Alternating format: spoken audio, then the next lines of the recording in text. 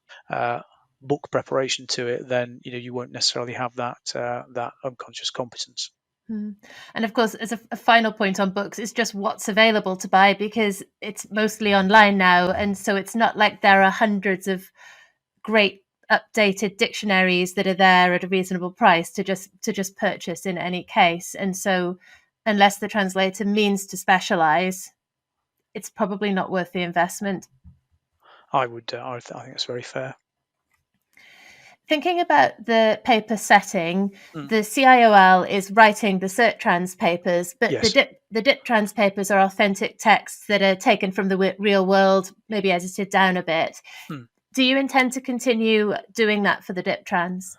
Yeah, I think so for the time being, at least, just because, in terms of it being a true and accurate test, and also in terms of, I guess the variety and different genres that we can sample. So I think that is likely to remain the case for the time being, because obviously the different styles of different forms of publication are oven ready, if you like, in terms of the challenges that translators are going to face.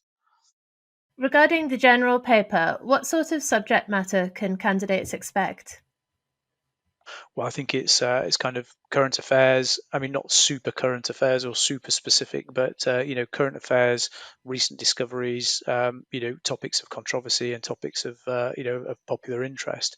So I think the obvious thing to say is that news and publications that cover domains. So I don't know, New Scientist, Scientific American, National Geographic. Depending on what your area, Economist, depending on what your area is, these are Nouvelle Obs. If we're thinking French, which is, each language will have its family titles, but those are the sorts of titles that will generally come up. And we wouldn't normally be pushing at something which is right on the leading edge of the news, but things that are kind of contemporary, I think, would be more likely than not. There's often a sort of an opinion running through them. Yes, well, I think that I think is and this is perhaps one of the differences between the DipTrans and the CertTrans. CertTrans texts will be more functional, so it's not to say that they're basic. They're far from that, but they are comparatively functional. Whereas you're going to have style, you're going to have idiom, you're going to have figures of speech, you're going to have lyricism, you're going to have evocative language. You're going to have those sorts of things in a DipTrans text, and that's what makes it more challenging. Uh, you know, I think, as I was saying to you earlier, CertTrans might be there's a snow-capped mountain, how beautiful. DipTrans might be the scintillating light from the glacier, across the screen.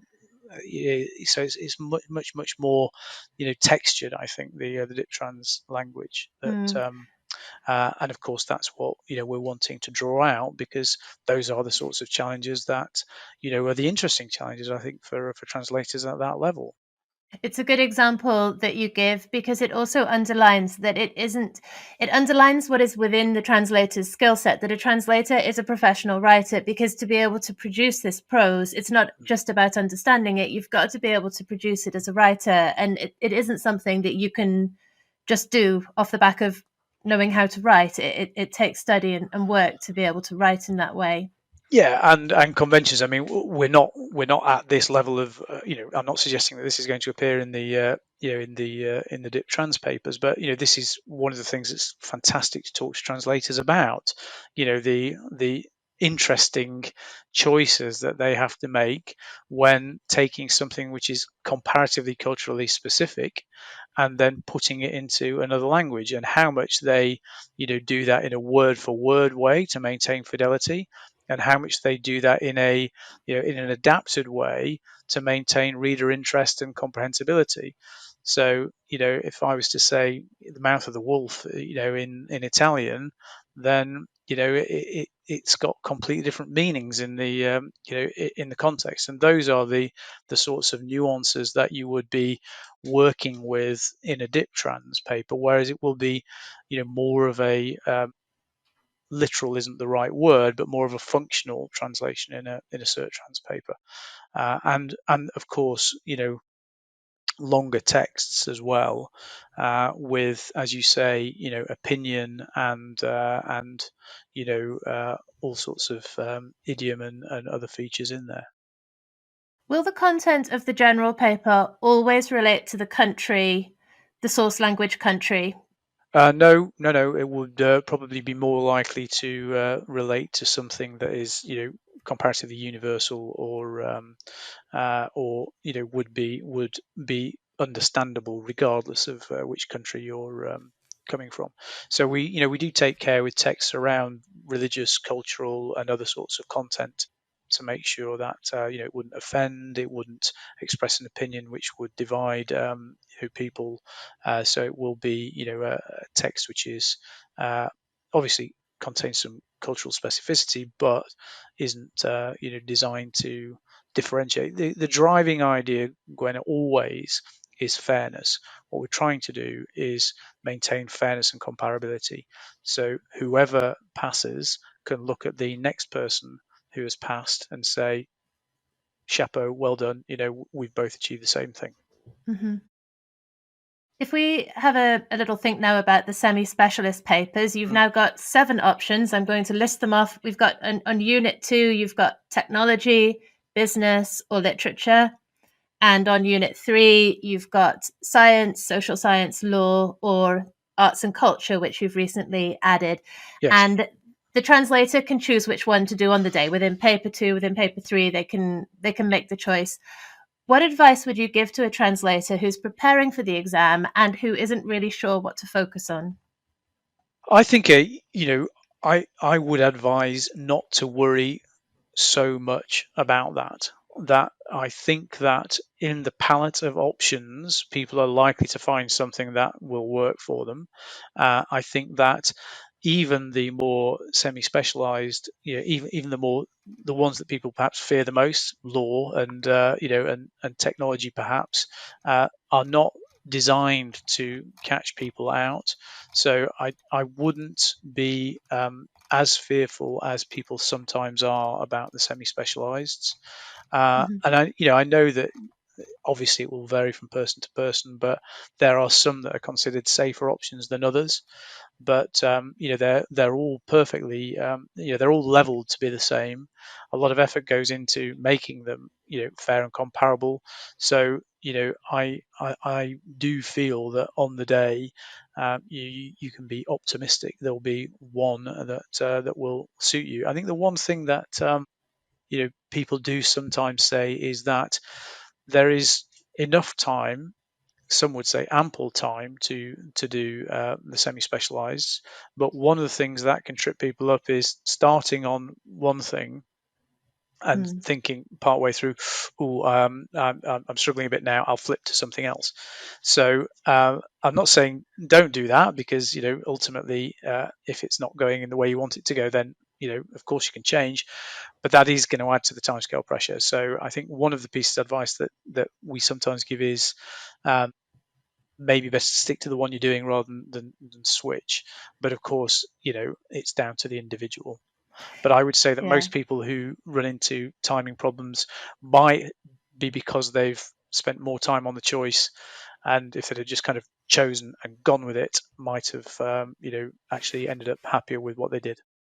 Yeah, we'll advise our candidates to have a favourite and have a backup, because you don't know what's coming out. I think the other thing is that the pressure of an exam and the pressure of time can do strange things to a person. We've all sat school and other forms of exams, so it's just, I think, that sort of thing, so that you remove the kind of anxiety from your mind. So here's option 1, there's my backup, either or. Now I commit and do it.